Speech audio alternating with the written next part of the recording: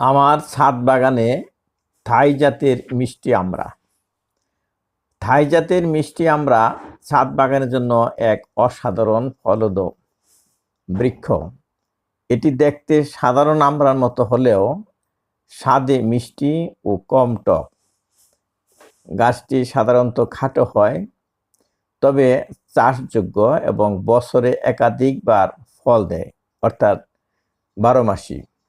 সঠিক রোদ, পানি ও সুষম জৈব সার ব্যবহার করলে ছাদে সহজেই ফলন হয়। ফলগুলো মাঝারি আকৃতির, খোসাসহ খাওয়া যায় আর কচি অবস্থায় খেতেও দারুণ।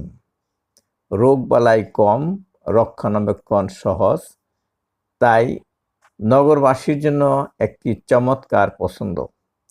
ছাদ বাগানে নতুন কিছু চাইলে এই মিষ্টি থাই আমড়া হতে পারে লাভ।